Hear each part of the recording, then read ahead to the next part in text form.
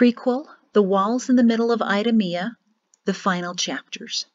Author's note, because these last chapters are rather short, I'm going to clump all of them together. 2 days later. It was a long wagon ride home, which Per decided to make even longer by stopping in for surprise visits at a few forts along the way. He told his son he delighted in seeing the soldiers casually approach the visitor in gray at the gates, only to realize it was their highest commander. Then, oh, how they did panic. That's the way you see what's really going on in a fort, Per told him, when they're not expecting you. Usually Ralph stayed in the wagon doing the schoolwork he was missing while traveling with his father, or ate in the mess hall while the High General terrified privates and majors. Per would come back to the wagon chuckling and climb in behind the 2 sergeants, also dressed in civilian clothes, who drove the wagon back to Idea. Per noticed his son was unusually quiet on the drive. "What's wrong?" he finally asked on the morning of the second day. His son's silence was probably no longer a result of exhaustion from the past week. It took a while for Ralph to find the words. "You weren't sure about any of this? That's what you said to Mr. Hafati." His tone made it clear that whatever elevation Per may have had in his son's esteem, it had been knocked down to a human height. High generals aren't supposed to doubt themselves. They doubt everyone else, and they never let anyone know of their self-doubt. "No, I wasn't sure," Per confessed, "and I'm still not. I feel fairly confident we did the right thing, but to be sure," he shrugged. "Only time will tell." Ralph's response was so quiet, Per had to strain over the noise of the wagon to hear him. "You're supposed to know before you act." "How?" Per asked. "How am I supposed to know in a situation that's never been presented to me before? I have to go with my gut, or my heart, whichever is more demanding at the time. Fortunately, they seem to work together most of the time." He smiled dimly. His son did not. "You're disappointed in me," Per concluded. "Well, it won't be the last time, I'm sure. Being a commander or even an adult doesn't mean we know always what's right. We have to trust the nudges to do what we believe is right. And I think as long as you try to do the right thing, it will eventually turn out.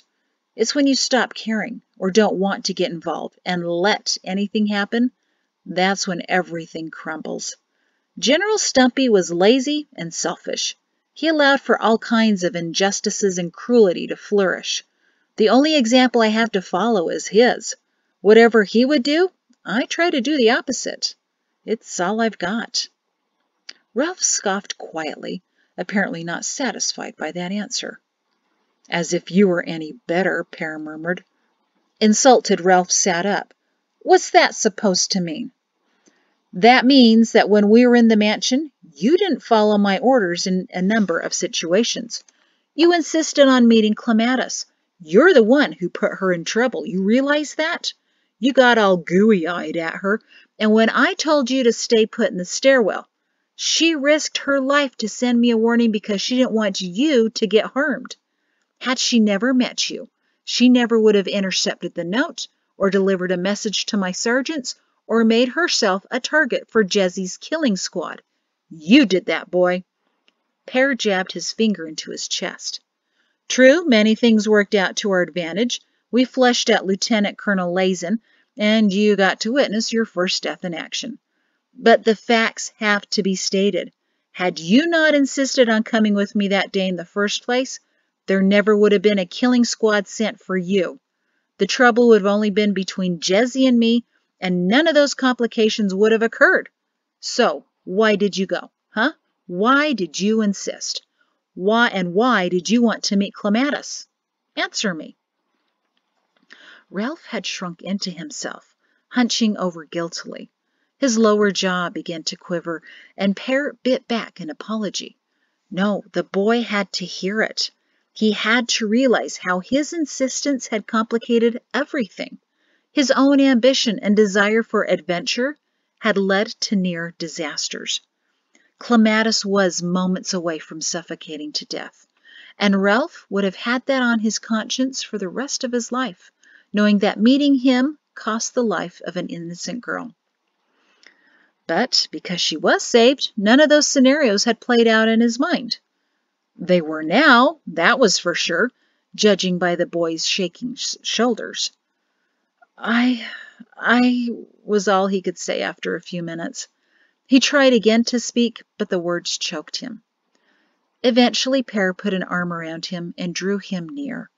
Ralph resisted at first, then finally leaned his head against his father. "We speak of this never again," Per said into his ear. "But now you know how hard it is to make the right decisions, and how impulses can lead us to terrible consequences. Whenever you make a decision, remember how you feel right now, because you never want to feel this way again. If your gut or heart tell you to do something, do it. But you need to learn to listen to them instead of your own desire for glory." He gave him a little squeeze and released him. After a moment, Ralph whispered, "It would have been you, wouldn't it?" Per leaned in. I didn't quite catch that." Ralph took a deep, shuddering breath and said, "The killing squad. You would have been its target instead of me or Clematis. You knew that, didn't you?" "Well, yes, I was trying to draw them out by whatever means necessary. That's why I was going back in the second time. In case Jessie was on to me, she would have sent someone after me as soon as possible. But I never should have let you come along, and I apologize that I didn't force you to stay at home. I shoulder that fault more than you. But honestly, I never thought Jessie would have targeted me, no matter what the situation. I never imagined that she would have gone for you.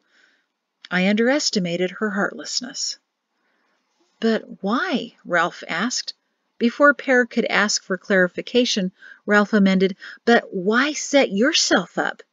Why let yourself be the target?" "Why not? Who else? Think about this. I didn't want to take you to the mansion that morning when we set up the killing squad to arrive, remember? But you begged and begged. You wanted to see it through, instead of letting me dress up a younger-looking private to play your part. Why, Ralph? Why allow yourself to be the target?" Ralph thought about it. "Because you're right. You can't ask someone else to do it. You have to be brave enough to take on the full consequences." Per leaned back and looked at his son with new appreciation. "That's very mature of you. And I understand it didn't go so well? You being bait for the squad?" They hadn't talked about it yet. Too much had been going on. But now the long ride was dull. His son squirmed. "The 5 men in the squad saw me dawdling under the peach trees, but they didn't realize the soldiers were up in the trees. Devera and Longton were hiding as well, leaving the gate unguarded. All the soldiers went really still when they saw the men in straw hats converging. I guess I got a little scared because they were getting really close. Longton said they were still like 20 paces away when I started running. Yes, I was trying to run away, and I kept jerking in different directions because I didn't know which way to go, and for some stupid reason, I totally forgot there were like 50 soldiers in the area to help me. The soldiers started dropping out of the trees and captured them. Sorry, but I panicked," he admitted. "And why shouldn't you?" Per said easily. "What kind of training had you received? None. We put the plan together only a few hours before, and I had to hope it all worked out. And it did. We all survived. Well, except for Lazen," Per said, still annoyed by that. His knife was supposed to hit him in the leg to keep him from running, but the stupid man had leaned over and caught the knife in his chest instead. Why do things only sort of go to plan? "I'm sorry, Father," Ralph muttered. I guess I hoped you were just sure of what you were doing. I thought by the time you're as old as you were, you'd have all the answers." Per scoffed at that. "You do have more answers, but even more questions, and they usually don't match up. But I'm pleased with your attitude, son. Take full responsibility. Don't worry about how the consequences will affect you. Do the right thing for everyone else. Somehow it'll all work out in the end. And that was the last they ever talked about it. Per never again brought up Ralph's impulsiveness, nor would his son ever speak again about the servants. He had vowed, as had everyone else involved, never to mention them to anyone, as much as for the Reckons family protection as for their own. No one could ever be sure that all of the killing squad members were identified. There was also no story ever spread around the garrison about the High General's knife throw, and Lieutenant Colonel Lazen had died in a tragic accident. Soldiers knew things had been hushed up, but also knew better than to ask why and for what reasons. The only person involved in the entire servant incident who never made a formal pledge to keep everything he knew quiet and confident, nor signed his name to the official parchment which the High General kept in a secret drawer, was Per Shin. Next chapter. 2 years later. High General Per Shin came home to hear women's voices. He cleared his throat loudly, and the talking immediately ceased. In the eating room, he found Banu and Matilda waiting for him, along with dinner, thank the biscuits. 16-year-old Ralph had already eaten his dinner and was finishing up his homework. "Good evening, dearest," Per said, bending over to kiss his wife on the forehead. "Sorry, Matilda, no kiss for you." She laughed ridiculously. Ralph rolled his eyes. Matilda wasn't his favorite. "Mother, can I be excused?" "Did you finish your homework?" Per asked severely. "Yes, sir." "Did you eat your dinner?" "Yes, sir." "Complete your calisthenics?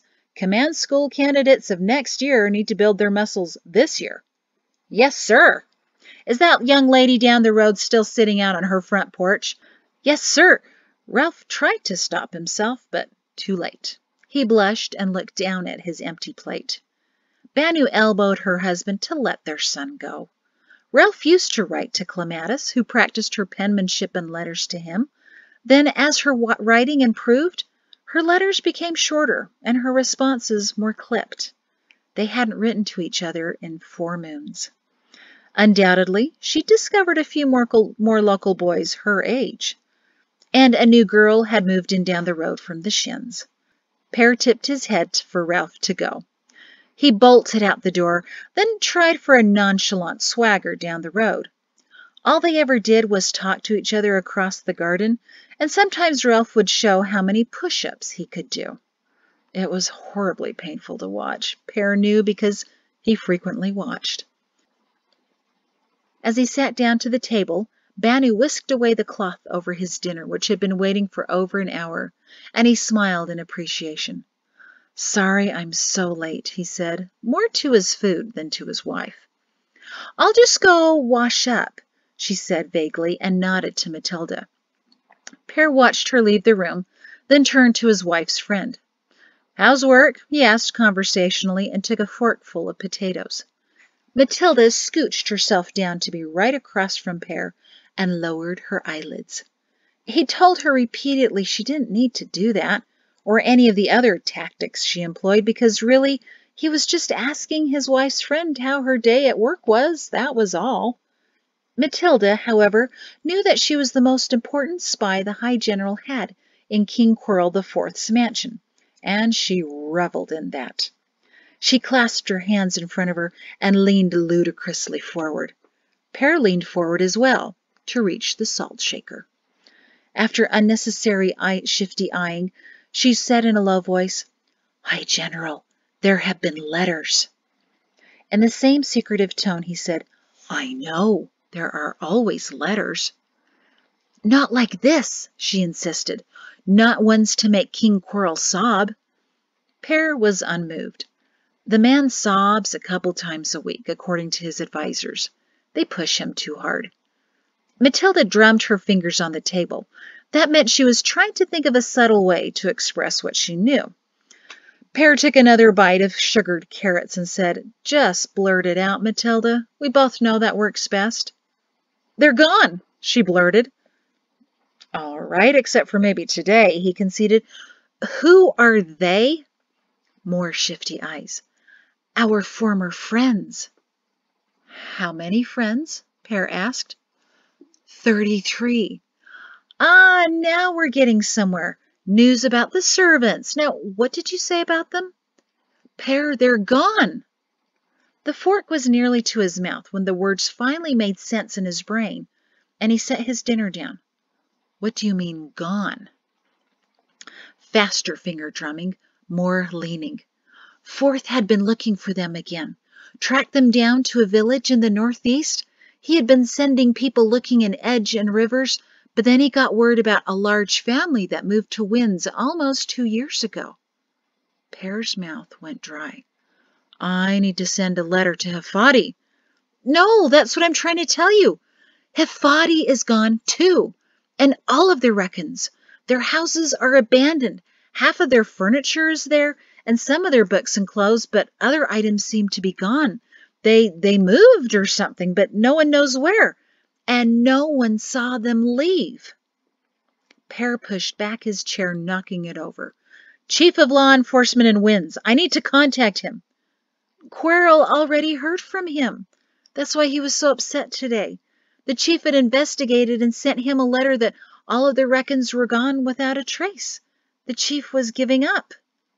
A sudden knocking at the door stopped Matilda and startled Per. The door was opened by one of the 2 guards he had stationed on the front porch. Sir, a young man called, a message just arrived for you from the fort at Winds. It was delivered first to the garrison, but the commander at Winds seemed to believe you need this immediately. Per snatched it out of his hands and quickly unfolded it. It verified Matilda's news that the Reckon family, after living quietly and peacefully in Winds, was no longer there. The chief of enforcement, some of his men, the fort's commander, and some of his soldiers inspected all of the houses, the barns, the fields, looking for clues. There were none to be found. But in one of the houses on a bed, there was a note under a pillow. The commander had sent it to Per, and it slipped out of the envelope, the message had arrived in. A carefully cut, thin piece of parchment. In a lovely script, it said only, Tell Per thank you. Signed with a flourish was the name Clematis, and below it, in a sloppy hand of a 10-year-old, was the name Fangy. Per sat numbly on the sofa. Banu tried to get him to eat, but he wouldn't for another hour, until he'd sent frantic letters to Tuma Hafati and his cousin the rector. Neither of them ever wrote back, and no one heard of the Reckons or the Hafatis ever again. Next chapter. More than 2 decades later. High General Pershin strode purposely through the mansion district. The large houses, each one more garish and self-important than the next, had been constructed over the past years on lands that used to be an old orchard and the back farm of the Quirrell's mansion. The property had been sold off to cover expenses, and now the largest mansion in the world had as companionship other exquisitely built houses, none as big, but all trying to be as impressive and with much larger windows. But nothing could approach the mansion, primarily because the army of Idemia kept soldiers posted all around. But the 12-foot-high stone wall remained, although longer stretches had been demolished for the new mini-mansions, as Per referred to them, and the back had been reconstructed much closer to the king's home, keeping the mansion surrounded by walls. There was one original section, however, for which Per still felt fondness, a part which he felt his own grandson should see for himself. Glad you came along with your father, Perrin, Per said to the 12-year-old boy, who was exceptionally tall and strong for his age. He showed immense promise, but he was also awkward and gangly, his limbs not yet always responding to his brain. While he was a handsome boy, he was a clumsy one, and he tripped over his own massive feet every 5 minutes. It was best not to walk too closely to him. We had to come, Grandfather, Perrin said. You ordered us to be here. Per chuckled and tousled his grandson's thick black hair. Benefits of command, boy. You can order around any colonel in the army, including your own son and his family. No, I actually needed your father at the garrison for a few days. I'm starting to feel my age, and it's nice to have a robust son to check up on me." "You're not that old, grandfather," Perrin said obligingly. Per bobbed his head, his black hair now more silver like the sword at his side. Banu, bless her, said he looked even more distinguished, not tarnished at all. She wasn't entirely sure what tarnished meant. At least he assumed she didn't know. "Soon to be 64, he sighed. "No, not that old, but I am slowing down." His grandson poked his large belly. "That's slowing you down," he mumbled. Per wasn't even going to protest that. He tried over the years to lose the weight, but after a while, no one seemed to care that he had it. Even Mrs. Kale had given up on him after he tried her diets. What she didn't know was that Banu was supplying him with snacks to keep his energy going during those long weeks when he was reduced to eating mostly green foods. Banu could always be trusted to secretly supply the forbidden brown foods. After some 5 or 6 years, the command board decided that Pershin had done so much to improve the reputation of the army and clear out its corruption that a few extra pounds could easily be ignored. At least that's what the head garrison surgeon had recommended, and the command board approved. The stature of his character outweighed even the stature of his body. He'd done more for the army than any other general, and frankly, they were all weary of the battle of his bulge and decided to quit forcing him onto the scale every 6 moons. Besides, Mrs. Kale had retired in defeat. Per felt a little bad about that, but only a little. They still had her over for dinner 3 times a year and pretended to eat only green foods when she was around. "You may be surprised what this belly and I once did," Per told his grandson, "and it has to do with this wall." He nodded to the soldiers on guard who saluted him, then directed his grandson to the side of the compound, to the surprise of his men who were preparing to open the massive iron gates. Instead, grandfather and grandson pushed their way through bushes until they reached a point where Per was fairly certain he had made his climb. The wall looked bigger today, and Per was grateful that he wasn't recreating the event. "Sometimes," he said to his grandson, "there's only one person in the world who can do something for the world. I see that potential in you, and I saw it in your father because I discovered it quite by accident in myself." And he told young Perrin the story. He was pleased to see the boy stare up at the wall in awe, where his portly grandfather had once perched, and where his father had also climbed, and, not being able to help himself, he ventured up the stone wall too. But with the coordination equivalent to that of a drunken bull, Perrin made it only up halfway before he got mixed up in his own arms and legs and took a tumble. Per nodded sympathetically. "We don't have to tell your father about this." "Thanks," Perrin said, brushing himself off. "You really went over that?" His chest swelling in pride, he said, "Yes, yes, I did. To show these people how they'd been trapped and lied to, and how they could leave that." "And you have no idea where they are now?" Per sighed. "None." "What about that guard you hired to help them? Your former corporal, what about him? What was his name?" Per opened his mouth, then admitted, "It was an unusual name, and I've kind of forgotten it." Perrin mumbled, "Could have written it down." "Oh, you too, huh?" he snapped at his grandson. "You've been listening too much to your father. No, I don't keep good records for good reasons. There are still plenty of idiots in the army, and Forth keeps trying to use them to get into my boxes. I'm not going to record such important names because some things should be forgotten. Then no one can go poking around where they shouldn't and find information that could cost someone their life." His grandson stared at the ground, bobbing his head apologetically. Per exhaled and gave the boy a half hug. His earlier and too frequent arguments with his son shouldn't have traveled to his grandson. Sorry, Perrin. Your father and I had a bit of a falling out this morning again, over the same thing. That's why I decided to take a walk with you to cool myself down. But then I hear you repeating him. He just doesn't understand, Perrin. Not everything. Don't get me wrong, he's a good man, a fantastic officer. He's going to replace me someday, I already know it. Strict and unbending in everything. His tone didn't make it clear as if he was pleased or annoyed by that. Probably equal parts of both. But we don't always see eye to eye, as you can tell. He writes down everything. His fastidious record-keeping may get him into trouble someday, I fear. A thought occurred to him. By the way, Perrin, what does your father say about me? Come on, I know he talks, and I know you listen.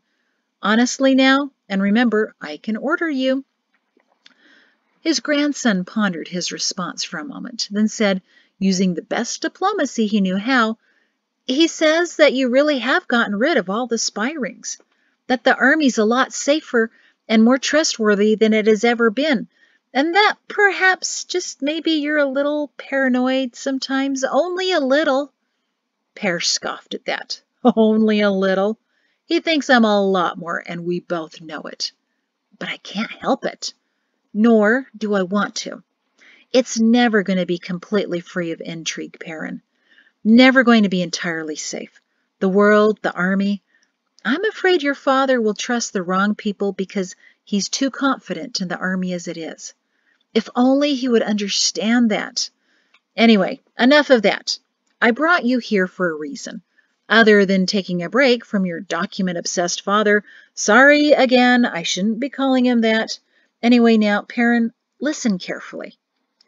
And he hesitated, because while he thought the boy had potential, he couldn't even climb the wall. What if he never grew out of his clumsiness? What kind of officer could he possibly become? Well, they always needed helpful captains and majors. No, this boy would be more than that. He would grow to be like his father, but hopefully not as Ralph-like as Ralph was. Maybe a little more Pear-like. Give the boy a few years. Perrin, sometimes there's only one man who can go over a wall. Only one person who the servants will believe. And no matter the danger or your worry, or the potential for embarrassment, you have to be that man. Go over that wall, Perrin. But I already tried, Grandfather. He gestured lamely to the stone wall before him. Metaphorically, Perrin, whatever wall comes your way, a metaphorical wall. Oh, burnt toast. Maybe the boy wasn't as bright as he assumed. You do get it, right? What I'm trying to explain is... But his grandson's eyes were twinkling, and Pear sighed in relief. He got it. Pear put his hands on the boy's shoulder, nearly as tall as him, but flimsy enough to flip over. Promise me you'll never forget this place, this story. This is important, son. Promise me. Perrin smiled easily. Sure, Grandfather. No, Pear said solemnly. This isn't a sure thing. This is important. Do not forget. Maybe someday you can find them again. They've disappeared so well I've never been able to track them down.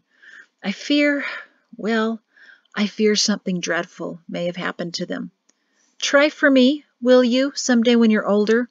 Maybe they'll be less secretive then, or their descendants maybe at least.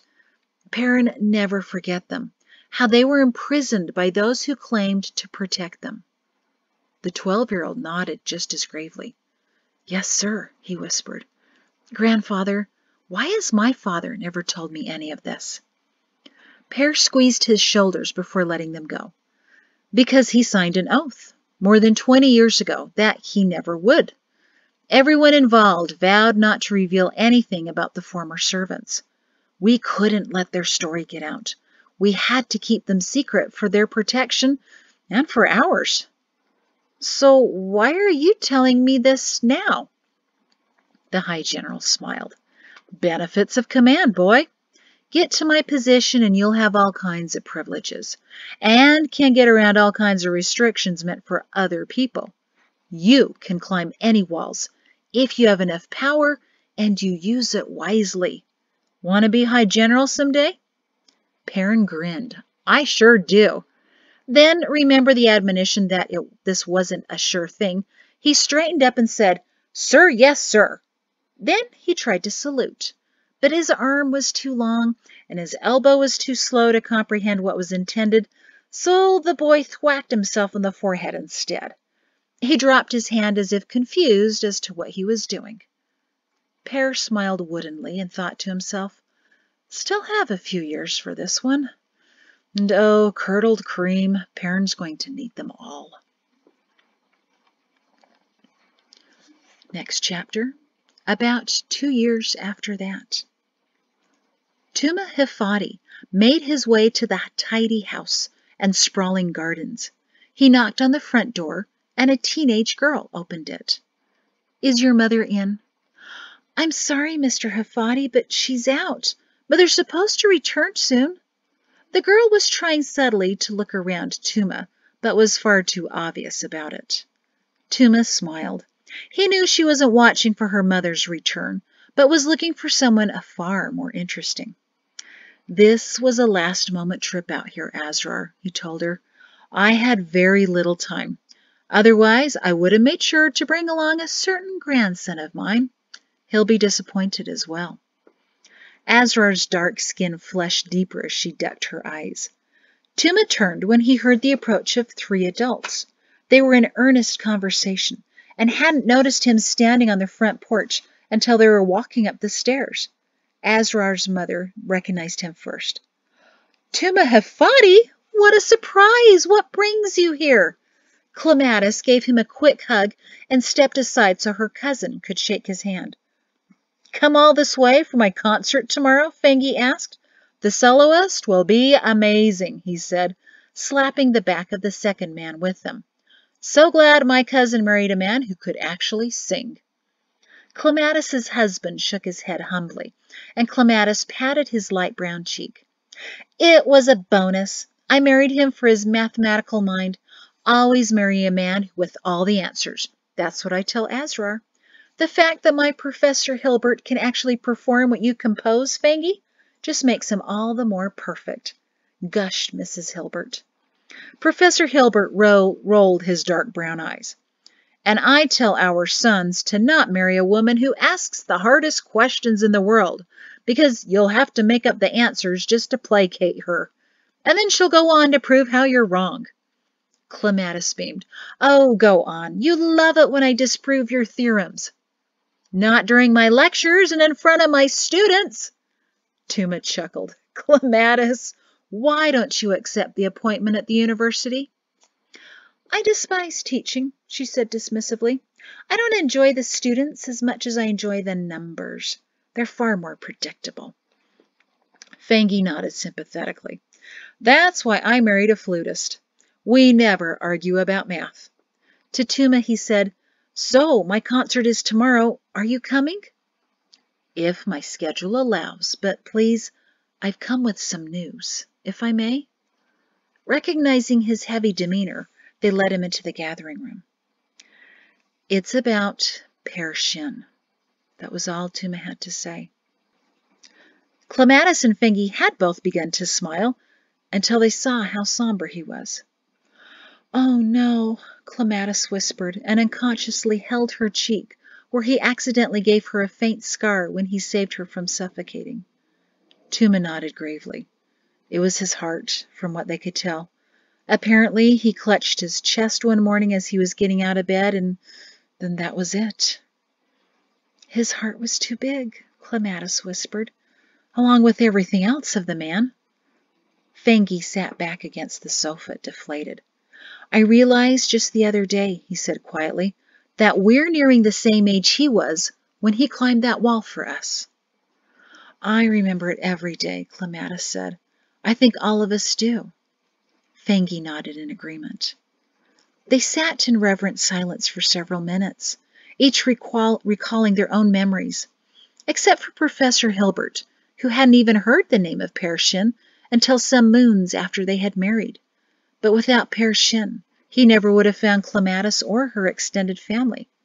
That was worth a few moments of silent gratitude. Eventually, Tuma spoke again. His son has been named High General. Ralph? Clematis smiled. Her husband elbowed her softly. Any lingering regrets about him? Oh, of course not. Especially now that he has to live in Idemia and in walking distance of the mansion. Everyone shuddered in sympathy. High General Ralph Shin, Clematis tried out the name. Good to see it staying in the family. And he has a son, Tuma said. He's about 14 now, the same age that you and Ralph had been. Fengi whistled quietly.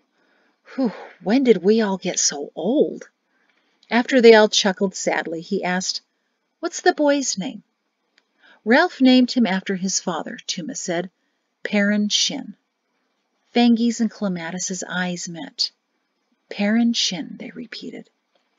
Clematis saw her daughter standing in the doorway, listening in. A new name for the family to remember, she told Azrar. Her daughter nodded. I'll let everyone know, Fengi said, that there's a new name for us to try to someday free. And that's the end of the book. Thank you. Next, I'll be reading Book 3, which you will see is actually a pretty good extension of this. This prequel gave some background, some insights, and Book 3 will be fun to read after this. Thank you.